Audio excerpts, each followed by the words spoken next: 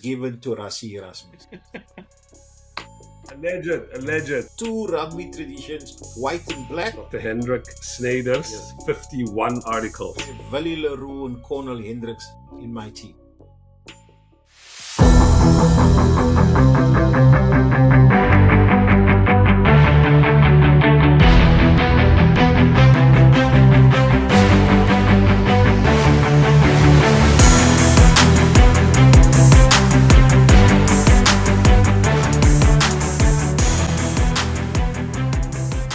We have a guest today, Dr. Hendrik Snyders.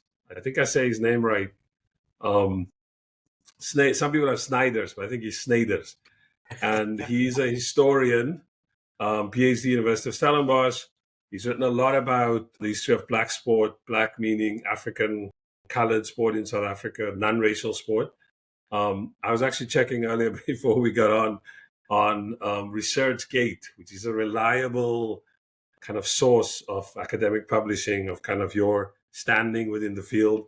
And he has 51 articles. So he's not someone to play with. So we've got a bunch. We want to talk to him because South Africa is back in the rugby championship is back.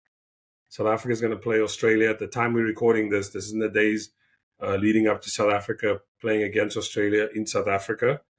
And we just wanted to get sort of the context. There's on the field, but there's also everything surrounding the field. I'm trying to remember the beyond the boundary, which is the famous phrase by CLR James, the Trinidadian intellectual. Let's jump in, Hendrik. Welcome to the show.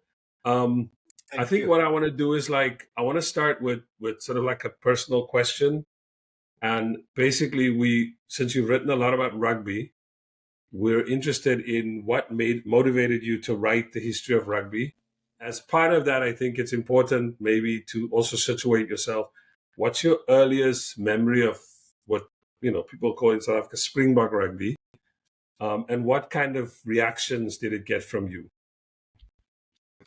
Thanks, Sean. Thanks, David. Nice to be with you today. Thank you. My interest in rugby history actually started as part of a very personal journey.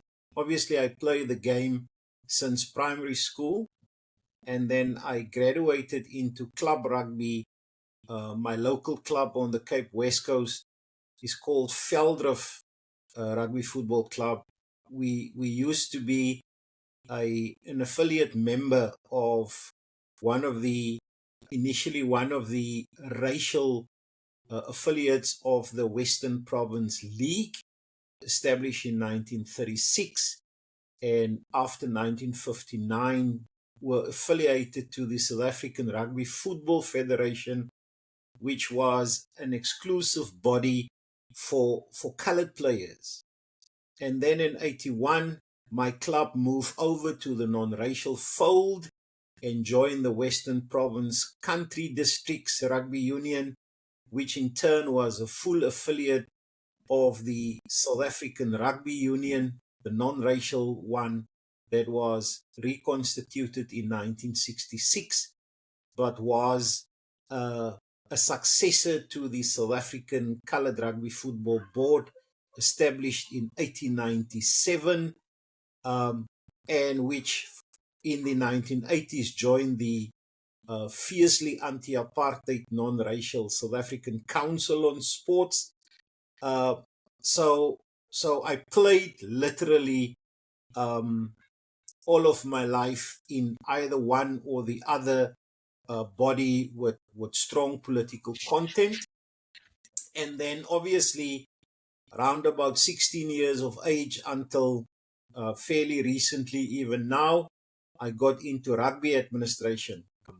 Initially, in the pre-unification days, I was the secretary to the West Coast Rugby Union region, which I coincidentally also represented on the pitch. And after unification in 92, I was re-elected as a playing secretary of the West Coast Rugby Union, which became part of the new unified South African Rugby Football Union, which in 2013 became the South African Rugby Union. Sorry for all the acronyms. Yeah. And subsequently, I graduated into becoming an executive committee member of the Boland Rugby Union, which was one of the 14 affiliate unions of the current SA Rugby Union. And then I worked for 3 years as the full-time team manager of the Boland Cavaliers, and Wow. And ended my stint with being appointed as the Museum and Heritage Manager of South African Rugby. And currently, I'm a serving member of the South African Rugby League. So my interest in rugby coincided with my path in playing the game and administering the game. But as an historian, my engagement with the history of the game is a direct result of the fact that pre-unification and post-unification, the legacy left by black and colored and Indian players were totally overlooked in commemoration, in the writing of general histories, and to a large extent, that situation continues. And obviously, there was a good bit of being fed up with commercial media and commercial publishing that refused to publish anything that smacked of telling the history of apartheid rugby. They don't want to touch us. And I decided deliberately I want to fill this gap by writing about our struggle for social justice, and also beginning to set the record straight that indeed I'm part of a century-old legacy of organizing the game, playing the game, and also having contributed to liberating this country through the playing of sports and administration of sports. And ironically, in the end, becoming a custodian of the heritage and history of a tradition that has long been neglected and still largely continue to be neglected. If I tell you today that we still have only one biography of a non-racial sports administrator, there's only one. If you look at the number of biographies published on any of the black players, I don't even get to 10 published biographies. And so I can continue. So yeah, my involvement in the game has been informed by my own experiences, by my own path, and to a certain extent, as an engaging historian, I'm also writing my own story in the process. What position did you play? I was a front ranker for most of my life, and consequently, even today, when I look at any live game, my focus is on the performance of the tight forwards who never gets the glory when the Sunday media comes around with their very superficial match report. But just on that, and we'll get into that later because we do want to ask you about your favorite players. But if you think back, like, I just want to kind of just sort of see you play in my mind's eye. Is it more like an oxen jay, or is it like what were you? Os Durant. Well, Sean, let me first say this to you.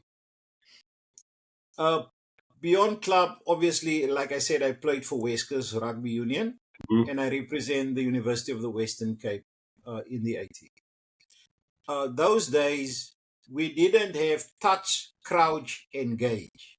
We had full impact where brutal power and technique were your only tools. So if you couldn't scrum technically correct, you were killed. When you didn't know anything about foot positioning, a straight back, and other tight forwards that know your game, you were killed. So I don't see any of my generation and the generations before in the current play of the modern forwards. Obviously, they run around a lot more. They get tightly controlled against dangerous tackles or maintaining your own body weight and all of those technical things. No, we played, and many a times I found myself playing against the uncles. I mean, I made my first in club, senior club debut at age 16 against some of the big uncles of the time. And they didn't only scrum you to hell, they hit you severely so, because tight contests were not the place for the faint-hearted. So yeah, Is that why they I'm call an it old the style dark? prop. Hendrik, is that why they call it the dark arts? The stuff that people can't see, because remember there That's was no the place cameras of the back then. dark arts. Yeah, just to follow. Indeed, so David, you see, Yeah, in addition to your task as a tight forward, you also had to learn the art of survival there, because you were the legitimate target of flankers and opposition locks, as well as a cunning scrum half. yeah. So what normally would happen, the rule was clear. Once the ball passed the first row of feet, the referee's eye shifted automatically. Mm. So if it's a defensive ball, you may find a scrum half stepping back and hitting into the scrum without the referee seeing it. Or you have lock forwards that just before the point of breakup, dressing you Throwing a punch fully from where they are. So Wow. those were the dark arts. Today, it's all very nice. And If controlled. you fail to maintain your body position, they threaten to give you a red card. We didn't know that. We had to learn how to survive a brutal beating physically on an Look, afternoon. fortunately, I was lucky enough to be sat down by my father, and I was able to watch a couple of games with him. I don't know if Sean had the same treatment of at Saturday. You come from the road, gonna have to come watch a Western Province game with Carla Scholes or whoever. The North South derby. You got to go watch that, and you actually see the dark arts. But what I heard in your statement a little early on, and I don't want to make a statement that you don't agree with. Is it something of the refereeing decisions and the rules that have been made has made the game a bit softer, or does it still mean, like you also added that they run around more now? So is it because they have a higher skill set required, or you just feel like the old way of rugby has been lost, or the way it was played originally?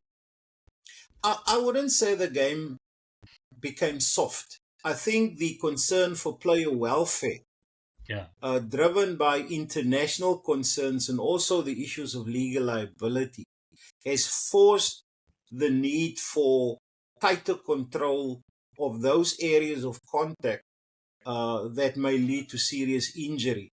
I mean, if you look at the current research into headbutts in the yeah, American football situation, uh, the long-term effect long after players retire, I think those concerns, and obviously I think advances in sports science and medical science has led to a situation where they had to change the game. In our days, it was literally the Wild West. Any tackle mm, was allowable. There were no-go areas.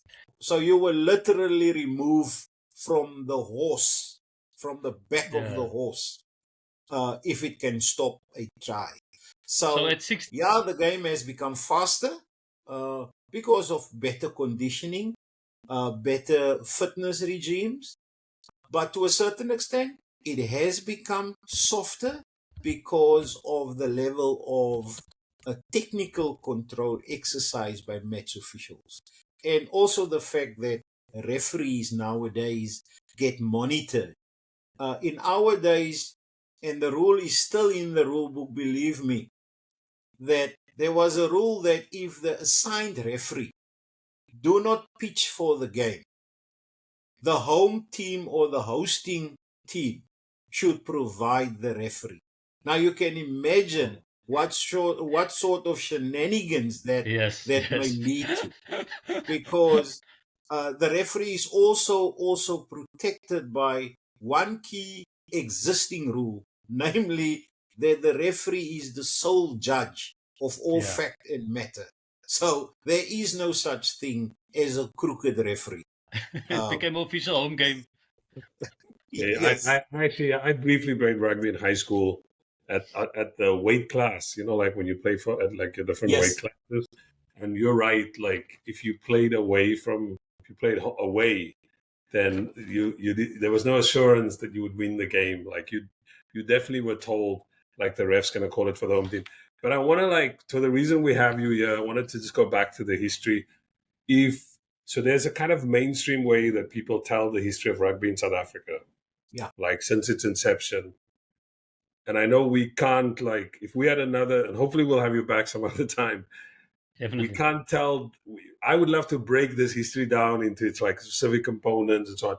But if somebody who doesn't know anything about South African rugby and they've been fed, this kind of basically the white narrative of South African rugby that culminates in '95, that in which South Africa was always world beaters, and now it has a real chance to be a world beater. It wins the Rugby World Cup at its first try, and then eventually it wins at least 3 more Rugby World Cups. It's the reigning champions. It's transformed itself.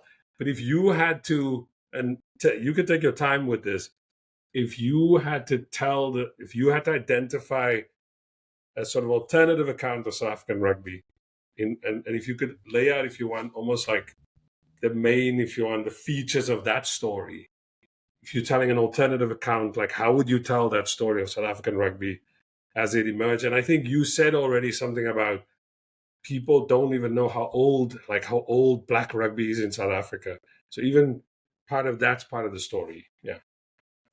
Yeah.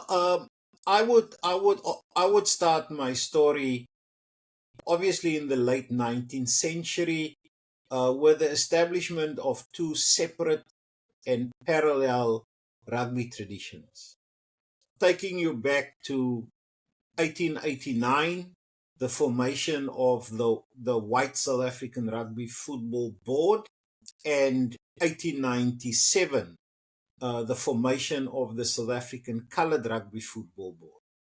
Because in addition to gender, race was the other dominant feature of our 19th century rugby past. And those two parallel traditions continued for 100 years. So that would be obviously my first slice. My second slice within that time frame would be the emergence of what was initially called the Northern Football Union, and the debate about professionalism in rugby football. Because the breakaway of 22 British clubs from the Rugby Football Union in England, because they wanted to pay broken time to players that were forced to work on Saturdays before they could play rugby. And if you go off to play your game, you lose wages. And their simple request was, pay us for broken time. And the elite that control the game in the UK refused to do so. And they established first the Northern Rugby Football Union as an alternative, and that evolved into the Northern Rugby Football League, or Rugby League as we know it today, because that becomes an important slice, because a lot of those players migrated to South Africa over time, created all sorts of control issues in South Africa, because the debate about amateurism versus professionalism is a debate that continued right up till 1992. In fact, we had a lot of South African white Springboks being banned from rugby union as an amateur game for their fraternization with rugby league. So that's an important second slice. And As they've you been move just on that. There were both white rugby players from South Africa who went to play in rugby league, I think since the 60s, right? And similarly, there were also black players from South Africa who went there. And I think one or two even played for England, for the English version yes, of Britain in rugby league. in fact, Sean, the rugby league influence that was initially the Northern Rugby Football Union influence entered South African rugby long before the 1960s. In fact, one of the first players that represent prototype South Africa before Union in 1910 was a professional from Huddersfield in England, Elf Lerard, and he played for South Africa in the 1891 test series against the visiting British team. So South Africa's actual connection with paid rugby football dates back to Elf Lerard in 1891. And then before Union and just after Union, we had at least 4 to 6 South African provincial players that went to the UK to play for money. And that continued right up to in the 1950s, when the British banned foreign-born players from playing in their leagues until late in the 60s when it was reviewed. So our link with regards to the European debate about professionalism and amateurism in rugby football almost lasted a century as well. So you have this curious thing of two rugby traditions, white and black, but also the amateur professional divide also for 100 years. So if I can take you to another slice in my story, I would have to offer you what I would call an ideological slice. When Black Africans by 1904 broke away from the South African Coloured Rugby Football Board to form their own board, initially regional, the Eastern Province Bantu Rugby Football Board, which started as that in the end become a launch pad for the formation of the South African Bantu Rugby Football Board in 1935, in accordance with the language of the time. Mm-hmm. Now that board, established in 35, renamed itself in 59, when it called itself then the South African Rugby Football Board. And it entered its third reincarnation in 1978, when it rebaptized itself as the South African Rugby Association. So that is the African slice and a particular history that becomes important. And then if I have to make another slice in our cake, within the remaining coloured board, we see a split in 1959 when the Western Province League, or better known or officially known as the Western Province Coloured Rugby Football League, broke away from the South African Coloured Rugby Football Board because of tactical and personal differences. So the leadership didn't see eye to eye. Cape Town didn't agree with Kimberley, and in the end, they led a breakaway and established themselves basically within the Cape Province as the South African Rugby Federation. And that is the tradition where your Errol Tobias, your Dougie Dyers, your Chester Williams comes from. That as a breakaway from the coloured board. And the coloured board finally shed its ethnic tag in 1966 when it became the South African Rugby Union, fully non-racial, very ideologically driven, and fiercely anti-apartheid. And that is the tradition where Cheslin Colby's father, for example, comes from, where your Irvin October, your Tariq Britain, and your Salman Murad's father and uncles come from, the Saru tradition that we call it. So there are many slices that a inclusive South African general rugby history must tell if it claims to offer a true South African story.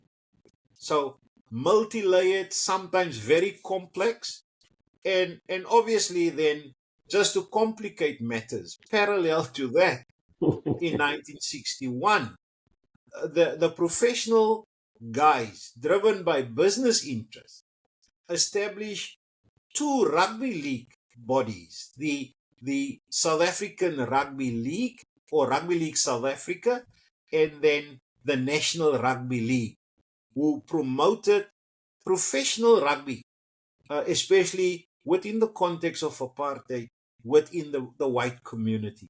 So out of that, also a number of heroes came, but something like 63 white Springboks joined that movement.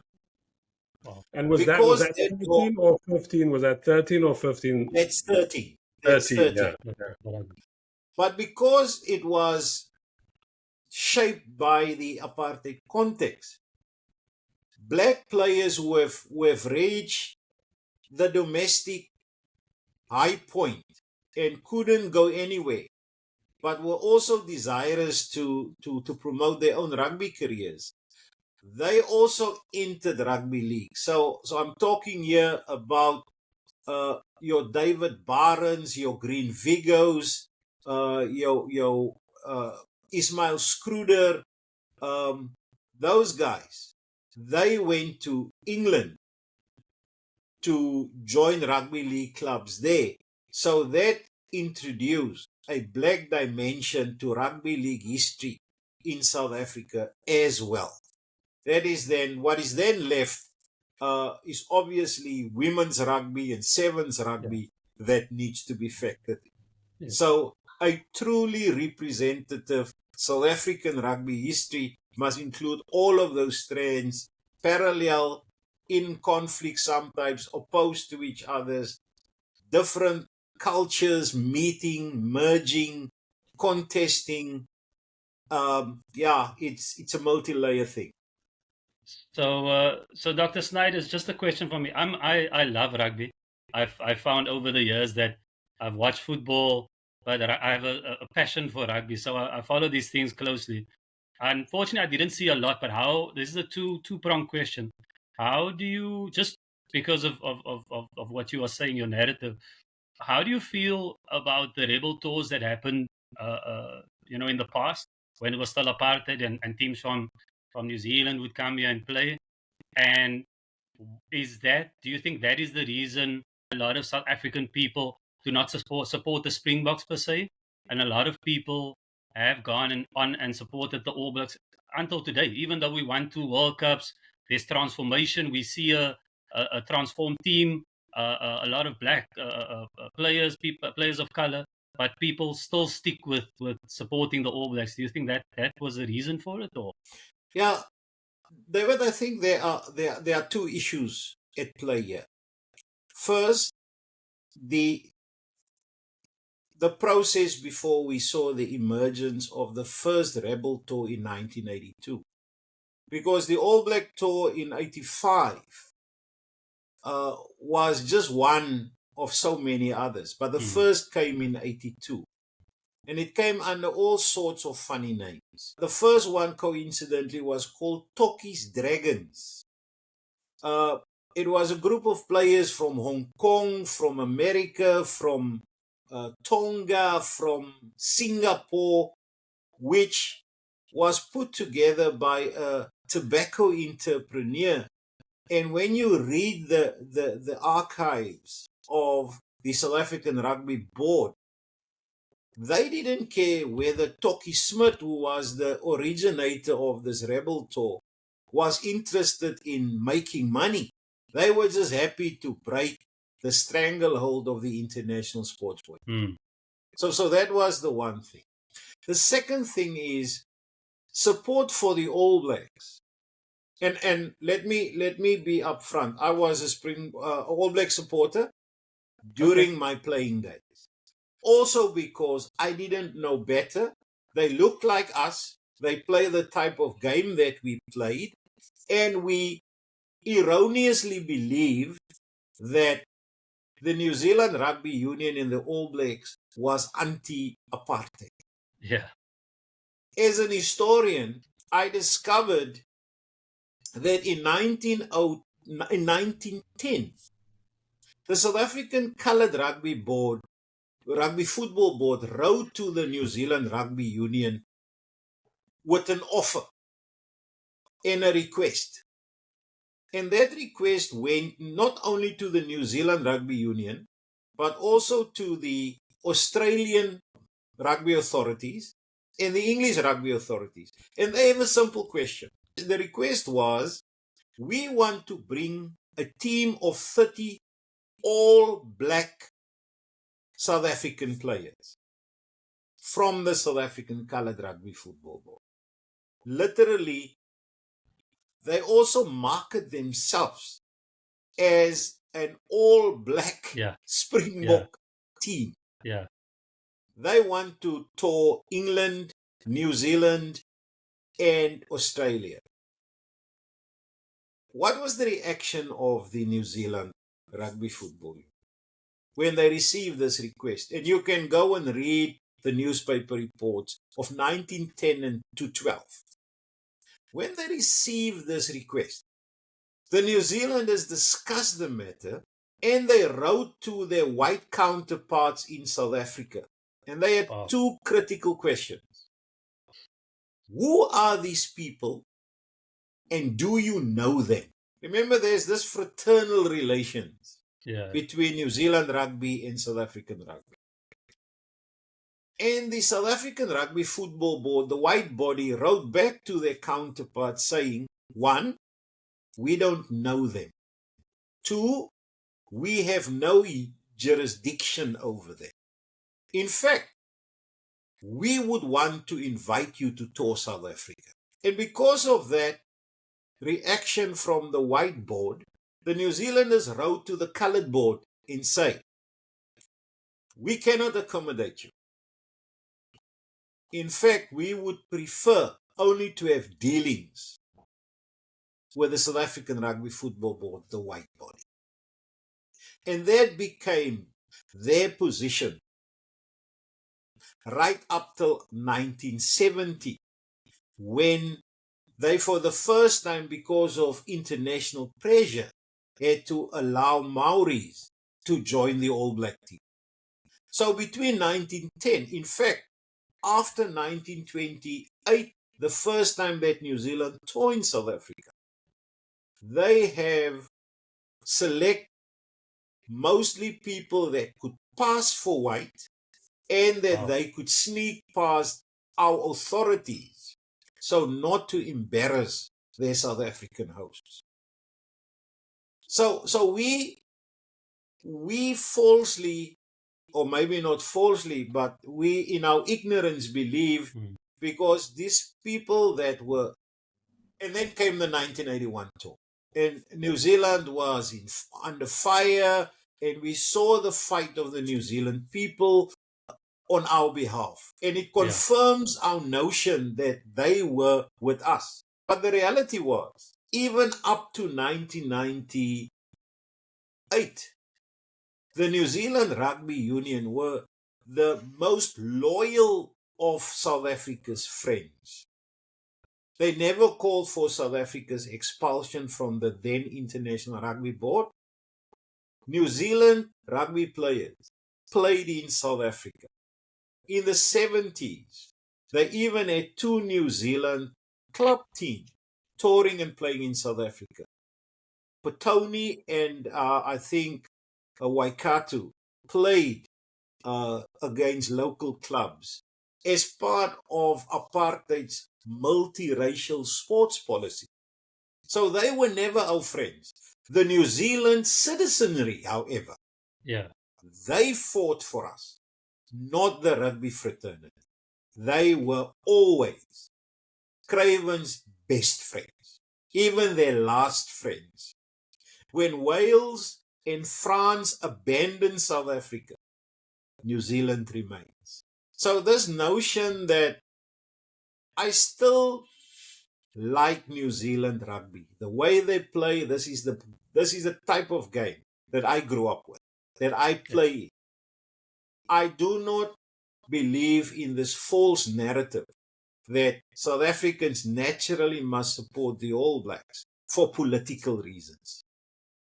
Just like I don't like Eminem, I prefer Bob Dylan. Okay. A rugby fan should say, I prefer the All Blacks for the type of rugby that they play. Yeah, the style of perfect. Yeah. No, But the no, style, fully I mean, understand. I have a follow up. Just 2 quick points. One is to your point, the Rebels who came here in '85. I think they They didn't play in the '87 World Cup, but many of them actually played again. I think they were suspended for not even, was it a year or two, and they were back in the national team.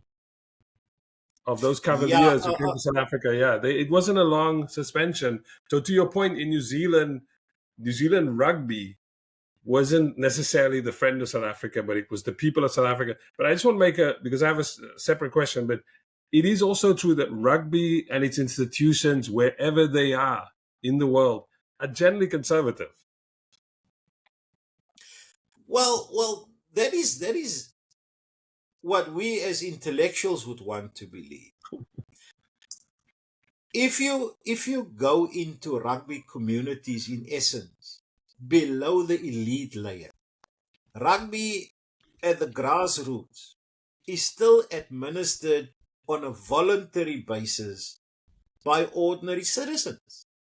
It is only when you get into the French Super 14 where clubs became business entities. When you go to the English Premier League, that clubs are no more just community clubs.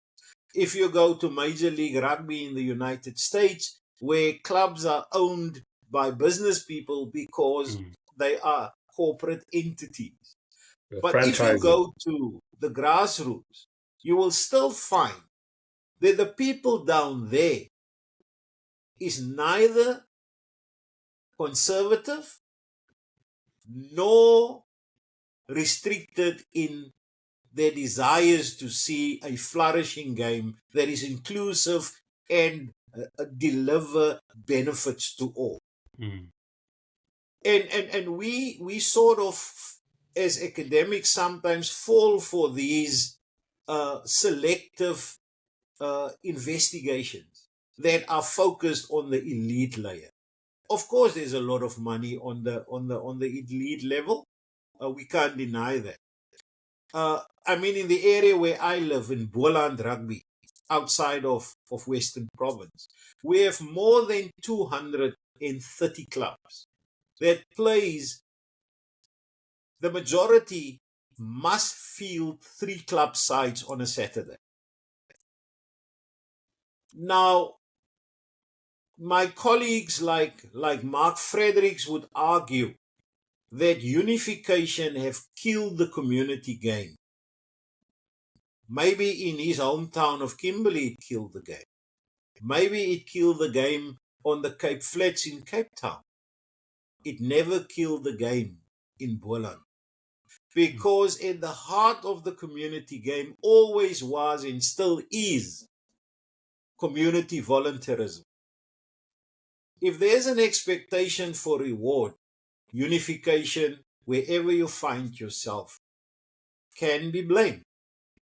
Yeah, it is true that Western Province was reduced from a myriad of clubs to 92 current clubs. But we have also seen that rugby in the white community in the Free State has died. They only field 10 meaningful clubs from a myriad of others. So, in cases where the spirit of community volunteerism has died, you can say club rugby is dead. If you go to Boland, we will show you club rugby is alive and well. Coincidentally, we have 3 layers of the game in Boland. We have 6 regions for Premier League, 20 clubs to the league. 6 regional competitions for the so-called second layer or community challenge. And a third layer where we play clubs and social clubs, farm-based clubs and social clubs who are not strong enough yet to field the prerequisite 3 club teams on a Saturday. So the notion, the theory that unification killed club rugby is a false narrative. The fault we need to go and look for is, why is it that Hamadias in Cape Town has died? That Roselands is no more? Is it because people expect to be paid? Whereas 100+ year club in Worcester called Worcester Villages is in existence for more than 110 years. Montetjie Club in the Boland is more than 100 years old. And so I can go on. Got you. So we want to get to the fun stuff, but I have one more question about kind of the hard stuff, which is, I think David, and I'll go back to David's question about the people who still support the All Blacks, and I know they're not a massive, it's not like a significant number of people, but you can hear them, you can see them. There's clips on the internet. They'll put their status up on Facebook.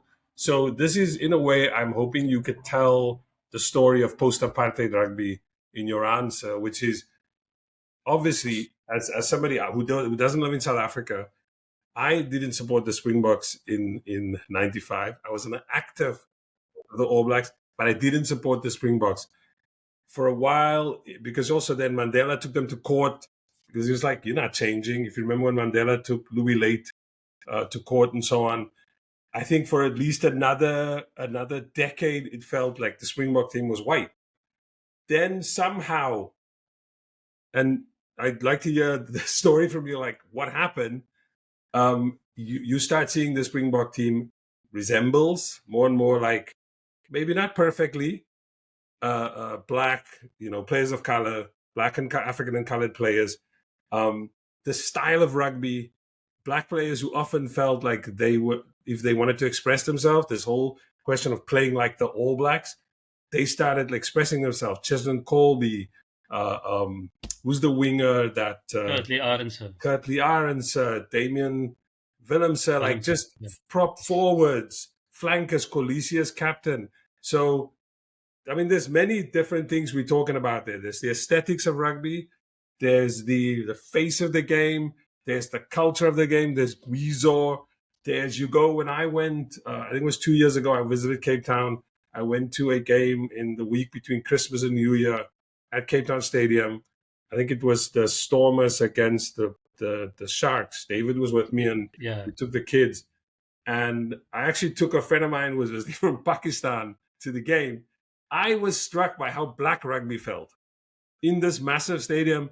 I thought, like, hold up, is this the same rugby that I used to remember and felt alienated by? So can you give, and again, it's like a big answer, I know you're smiling already, of this kind of, there's something, of course, it's just as an outsider, I felt good about 2019. I felt even better in identifying with the team in 2023. I now watch the games.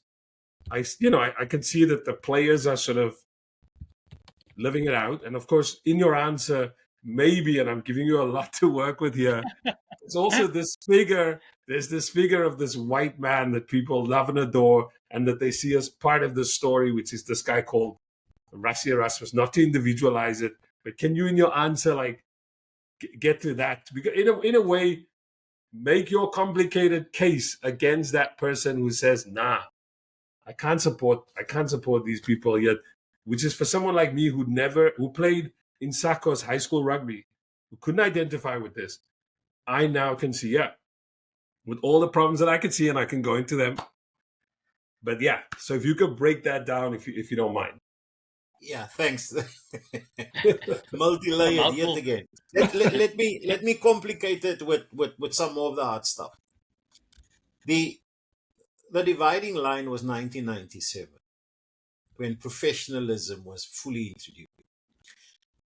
So that was the end of the short transition that started in 1992 on the 20th of March when we unified. That period, conveniently overlooked today, was the most difficult period, because those were the founding years of the new so-called unified non-racial body. Because what happened during that period, we were expected to map and explore and operate within this new landscape, while the geopolitical situation was totally different and our own domestic political situation was still messy. We had a need for the National Peace Accord because we were killing each other. There were violence in the Natal Midlands. We were on the brink during that short transition. Yet everybody expected of us to forge a new unity between 92 and 94, just before 95. So in that period, the crisis around what anthem should we use, what flag should we use, what other symbols should we use, were a flashpoint, simply because we haven't started the full political transition. Rugby per se, the new SARFU, the South African Rugby Football Union, had no political power to change the operations of the country. So it was messy. From where I sat as an official within the Boland structures, we had to administer white, colored, black rugby for the first time. And every Monday evening, the disciplinary hearings charge sheet were an arm long, because it was war. You had employer playing against his subordinate on a Saturday as equals. You expect there to be peace? No. We hate each other. So that is how difficult the short transition was. When the sacrifice of Chris Hani brought us to the ballot box, it was still abnormal. And the 95 World Cup was promised to us already during the negotiation phase for unity. That was the World Rugby Body's sweetener to get us to the final point. So the conditions in there were far from normal, contrary to what people believe. But it laid the framework for the big job that had to take place after 94. Of course, 95 was so symbolic and were actually abused by the administrators and even Madiba for his own purposes. And let me introduce an anecdote to that. As the Springboks went to the William Webb Ellis tournament, the Rugby League Rhinos went to Halifax for their first Rugby League World Cup in England. And we never made any mention that the Rugby League national team will play in a parallel World Cup in England. They never receive sponsorship. They never receive media attention. Of them were never expected to become a flag bearer for the new South Africa in terms of symbols, emblems, and whatever. Madiba never bothered with the Rugby League World Cup side. Of course, they were out of their depth. They lost. They were massively beaten. But that was a contradiction for me. So while the media machinery was touting the World Cup Francois Pienaar team as the promoters of national glue to bind the nation, they were ignoring the Rugby League World Cup, who was supposed to fulfill the same function. And that pattern continued when Bafana went to the African Cup of Nations, etc. That was the short transition. Then came the major watershed, being the declaration, full implementation of professionalism in 97. With that came first the reduction of the number of unions. At unification, there were 26 provincial unions. It was reduced to 40. Each of those 40 were allowed to establish a business unit that would encapsulate and become the holding company for the new teams. Western Province were placed under Western Province Pty Limited. The Boland professional team became the Boland Cavaliers, housed in Boland Pty Limited. Northern Transvaal became the Blue Bulls in the holding company called the Blue Bulls Maatskappye Limited. And so it went all over. And with that, they introduced the franchise system, the Stormers, the Bulls, the Coastal Sharks, etc., etc. And with that came performance-based contracts for coaches and players. Now, when you have a performance-based contract in business, there is only one thing: selective merit based on those who hold the performance contract. So you expect of Ian McDonald or Loffie Elof or John Dobson or Gert Smal or whoever they were, you expected of them to accept the performance contract, get the results to build a career in professional rugby. What those guys did, together with their friends that held agent licenses for recruitment, because that's the other mechanism. Nobody in South Africa can freely get hold of a rugby agent license without going through a formal process. So what happened is the coach said, I will accept your contract, but I want the right to bring my own tools of the trade to the workplace. So you'll find Loffie Elof, McDonald, and all the coaches bringing 15 of their selection to be contracted by the contracting union, because those are their tools of their trade, leaving very little space for the boardroom commitment toward demographic representation and transformation between the administrators. Because the corporate sponsors of the union that bought 51%, at that stage it was 49% of your holding company, they want to see return on investment. Yeah. So that left no space for massive demographic transformation. So what we saw during that period, from 97 over the next decade, was what the Americans call stacking. Everybody that got selected is a wing or a fullback, never a fly half, never a scrum half. No one of us played in decision-making positions. They don't play quarterback. They're not playing quarterback. Yeah. Yeah. The Americans call it stacking. We get stacked. Chester, Brighton. Errol. And so I Habana. can go on. Yeah. Brian Habana. Yeah. Brian got shifted from center to wing To win. because he should just be able to finish. He mustn't make a decision. Now that is equal to the dilemmas in the public service, where there was a massive debate about, is there a phenomenon called competency-based affirmative action? Or do we go with the mythical merit?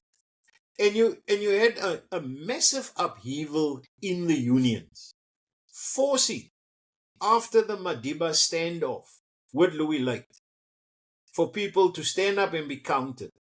And in fact, what forced the SARU guys that comes from the non-racial tradition to act was the fact that 3 of the SARU officials took a stand against Louis Lake and said, after what Madiba has done, we cannot continue to have a dictator like Louis Lake determining the affairs in the future of SARU. And remember, Louis Lake was known for his statement, I fear no man but God.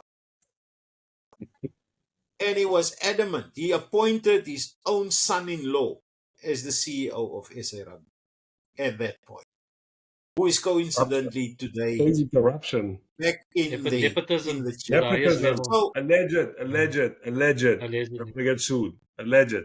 alleged. Right. So that transition became equally messy because the transition from 97 get enmeshed with professionalism, affirmative action, corporate expectations of return of investment. There was only one victim, the traditional black unions of the new body, who coincidentally was Western Province, Boland, SWD, Eastern Province, and Border. 5 out of the 40. So simple mathematics dictate. It doesn't matter what the black membership of those unions want. They do not have the numbers in the boardroom. Yes. The Golden Lions that came from the old Transvaal had a sprinkling of black clubs. Free State had a sprinkling of it. Northern Transvaal or the Bluebulls had none, etc., etc. So, from a mathematical point of view, the possibilities of the boardroom determining transformation and greater exclusivity, there was nothing that the historical black unions could do. So what changed? What changed in the story? What is it that made it possible for Kolisi? Was it the boardroom? Was it something else that made this visibility possible? Yeah. Then SARU went through its own internal upheavals. You remember the leadership crises. We had Brian van Rooyen who drove an aggressive transformation agenda. From Gauteng, from the Joburg area. From Gauteng. And he coincidentally was preceded by Ibrahim Patel. Now, based on the information that I had access to in the archives, we started to see a divide within the old non-racial SARU leadership fold, where the old accountability systems no more there. In the old system, we had a very strong accountability system. Before you went to a national meeting, you had to solicit a mandate from the former SACOS unions. The new order didn't require that. And because clubs were merging with each other in order to become more competitive on the field in their new unions against the white clubs, the old loyalties and the old solidarity just faded, leaving us with the situation that the leadership that came from the black folk were divided. And remember, there was also still the ongoing ideological battle between us that came from the non-racial fold and those that belong to the old SA Federation that worked with the white body. So we have the ideological fight between us and the Federation. We had an internal fight between the former SARU elements, and we have the white-black divide. In between, there's only one group of people that would suffer, and that's the players. So we had to garner the political forces to get us to the point. So in that regard, your Steve Tshwete, your Nondi Balfour, even Madiba played a critical role in introducing the political dimension into the game. And during this period, we saw the transformation of the National Sports Congress into SASCOC and its predecessors, which became a state entity with massive executive powers. SASCOC, for example, in the So National school, you're Olympic talking about the Sports school, Committee. that's the schools. Yeah, those Yeah. guys reserve for themselves the right to determine who will get permission to compete overseas. You cannot today participate as a national team overseas if you do not have SASCOC permission. So that started to change the game. And one of the first indicators of the change that was to come, there were also, by the way, there were also external pressures. Because what Cricket South Africa started to do was to commission a specific project led by Andre Odendaal to physically document the history of black cricketers under apartheid. And they didn't stop with recording. Andre and his team took those stats and they went to the International Cricket Council and they convinced the ICC to embody and accept that results into the official archives. So former black cricketers, their achievements were formally recognized in the ICC records, the Bible of international cricket. It never happened for black rugby. So that add a different layer of pressure.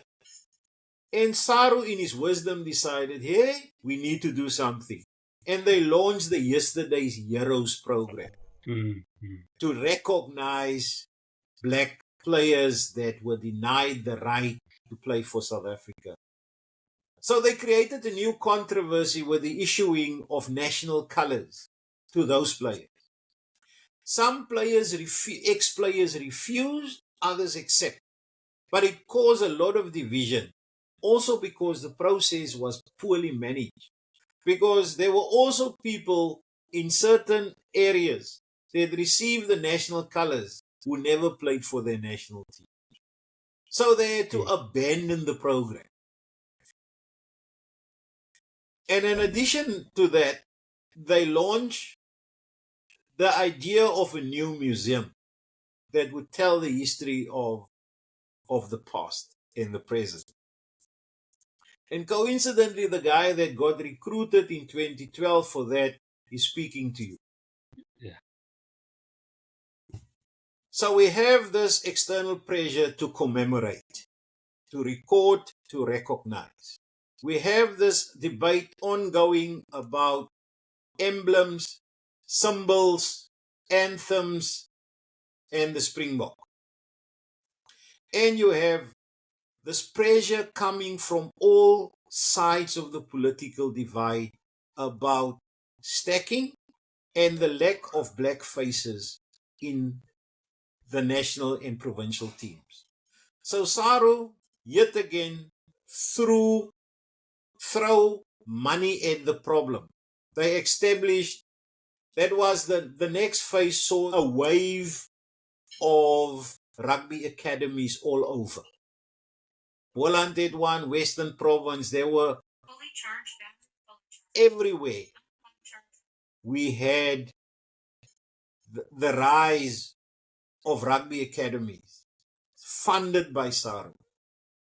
Those academies didn't last because there was also pressure from the white community, because most of the entrants to these programs came from the black rugby fraternity.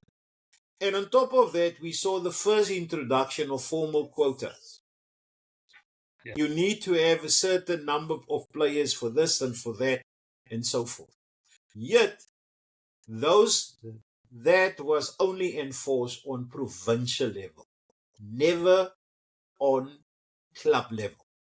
So clubs were free to be as white or as black as they want to be. Even up to today, there's no force of clubs.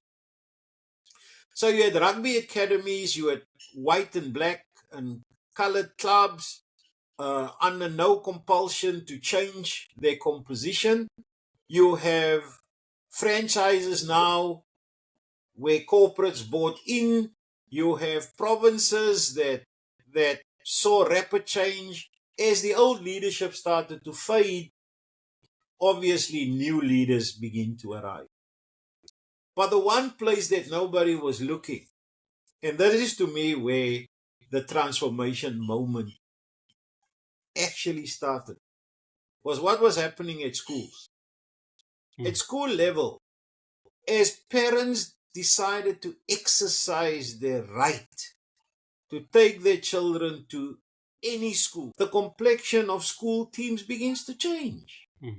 Of course, what helped was that SARU set a definite quota for the age group weeks, Craven Week, but they also introduced Grand Como Week, under 13s, Ikawe, and a range of other of these weeks.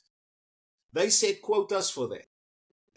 But meeting those quotas became very easy because the social dynamic of communities taking over their schools and sending their kids to school were developing a pipeline that SARU never paid for, that provinces never paid for. That is why Kurtley Arendse was never in a rugby academy sponsored by SARU or a school. In fact, he came from Paarl in one of the traditional colored schools. Grant Williams came from the same school. Ricky January came from my school. Reino Benjamin came from my school.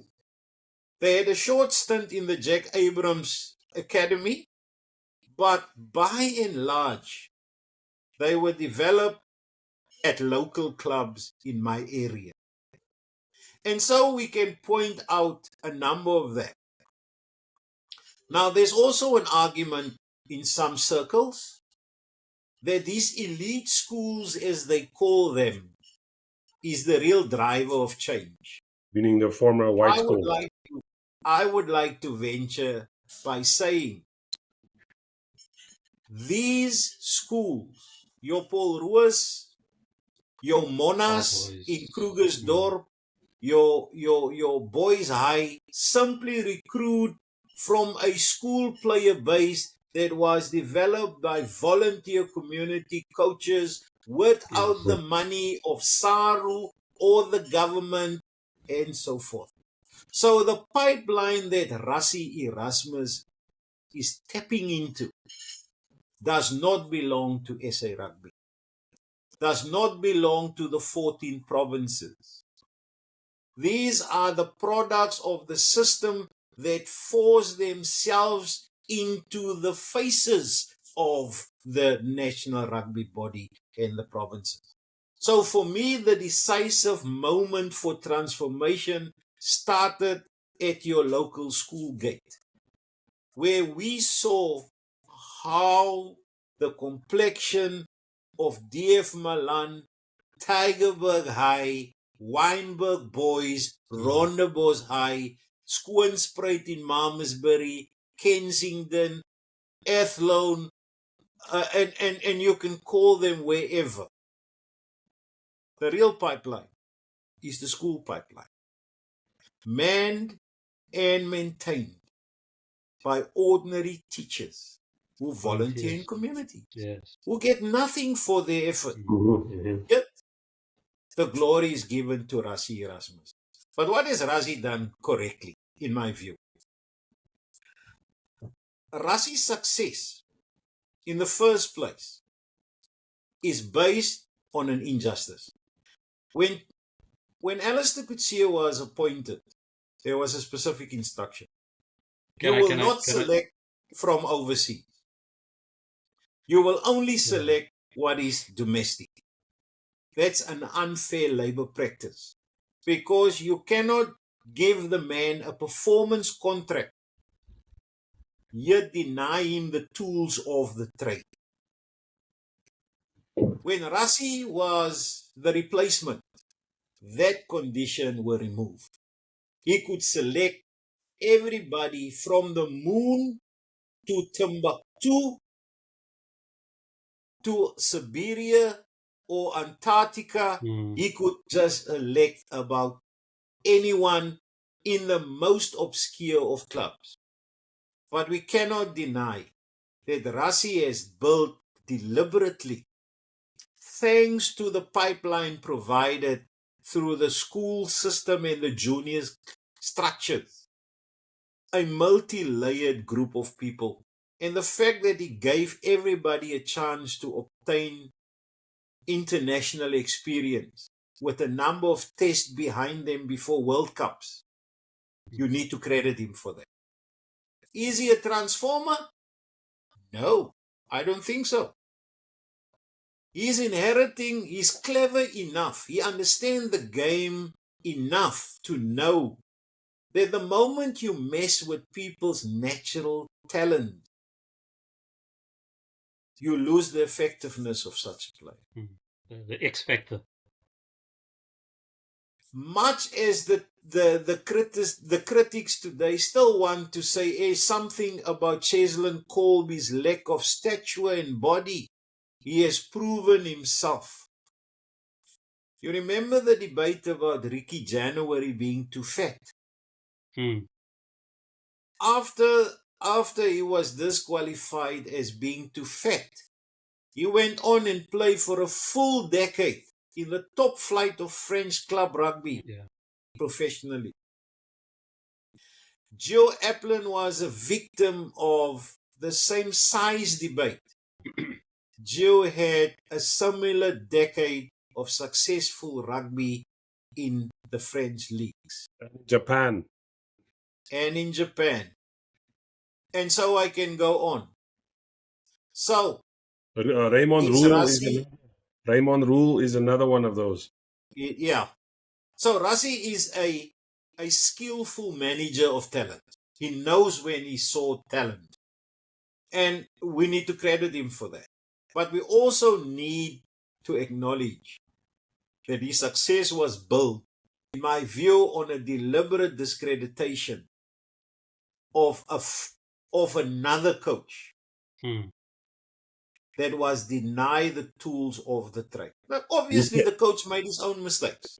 Somebody, by the way, came from Saru. Yeah. Yeah. David? Yeah. So that's the contradiction. Yeah. No, I'm fascinated, and I could probably listen to you for another 4 hours. I think you're gonna have to have me over for coffee. No, he's gonna have to have me over for coffee at one stage, because it's just to get to know the history, and now I'm gonna watch the game in a whole different context. You understand? So it opens your eyes a bit to what SA rugby is and what the culture is of rugby. Before even I was born, obviously, and the days of my father, and he used to tell me stories of how he used to go watch rugby, but he couldn't go in the white side, and he had to peek over the fence at Newlands, or they would go into the non-white side and they would go watch on that side. But the love of rugby was still there. So people need to understand the love of rugby is always there, but the circumstances might not have afforded us the ability to feel as one. Although we now sit on the stands, we can have that conversation. But Yeah. Yeah, I'm gonna give you maybe 2 or 3 questions just for you to end off on, because I agree with Sean. We're gonna have to have you back because your knowledge about rugby is amazing. Um, so yeah, for me personally, I would just like to know who's your favorite player of maybe all time, if you can. Who's your current player, favorite current player, and do you My think favorite that Springbok. yeah. So do you think the Springboks was in for a three-peat, or do you think people have now kind of seen our style of playing, or is Rassie innovative enough to mess with their minds again for another World Cup? Okay. Let me start with my favorite players. And let me declare my interest. As the Boland Cavaliers manager for 3 years, I was privileged to have Willie Leroux and Cornel Hendricks in my team, Wow. together with Bola Conradi and Otti Lau. Mm. So Stalwarts. it's no secret that you can say about Willie what you want. Willie is one of my most favorite players. I can see what so many fans and even the coach can't see. Willie have very specific habits. If the first move is a flop, then Willie is out for the game. You can look Mm. at all of the game. I learned that over 3 years of living closely with Willie. I've also saw the emergence of Cornel Hendricks. That's a sad story Yeah. about how we lost him. Mm. I still remember distinctly we played the Cheetahs at Bloem on a Friday evening. There was a lot of tension between the coaches because Cornel on club level was a center Yeah. and the coach wanted to play him on the wing. And him and the coach, who coincidentally was his club coach, I was down on the line. They were in the box. And then there was a move where Cornel dropped the ball. And I will never forget that scenario. I heard in my ears from the coach's box, the coach saying, "Can you now see, AB? I'm telling you, Cornel is nothing more than a club player." Wow. And the coach, his club coach, was adamant because he was the assistant coach. He said to Lofi Elof, who was the coach, he said to him, "You don't understand." So the day when Cornel became a Springbok, I asked him, "Did Lofi Elof phone you?" He said, Yeah. "Yes." I said, what did he tell you?" Now he said, "Just congratulations. He knew that you will Yeah. become a Springbok." I say, I remember a cold Friday evening in Bloemfontein Mm. at the Free State Stadium. When this remark was passed, nothing more than a club player. Because Cornel never had the benefit of a fancy school, of an academy. He came out of Roses United. He had to work through.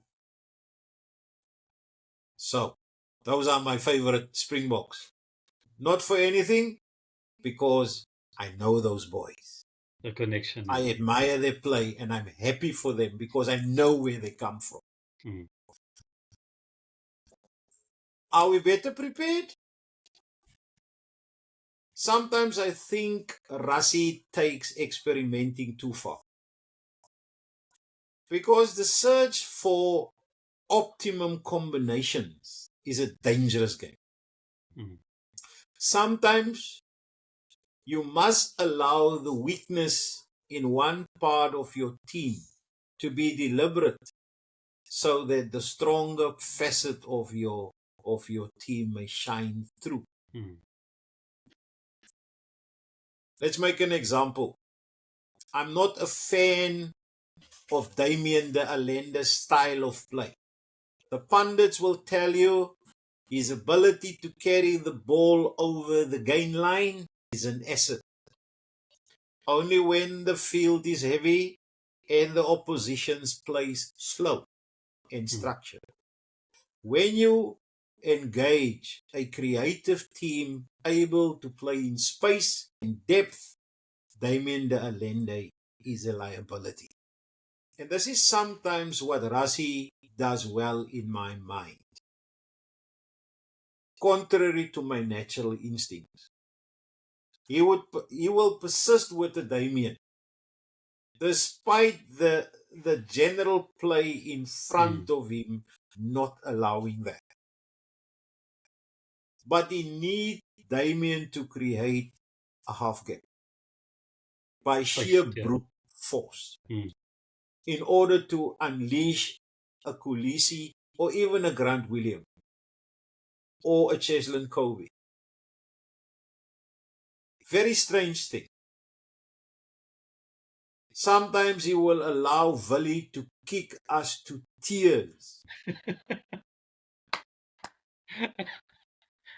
But look at what the counter and the followers of that ball that Willie kicked poorly are doing. They are always within touching distance of the person who is supposed to take that ball out of the air. Meaning the constant pressure creates opposition weakness and uncertainty. So I think Rassie is a master of balancing his own deliberate weaknesses with the super skills that he has at key parts of his team. So I think the fact that we have developed multi-layered experience and a good variety of players, I think we have a good chance. But the life of organizations told me that everything that goes up must come down. I'm not so sure that because he has this pool of players, I'm not so sure he will make the right choice when the next World Cup comes around.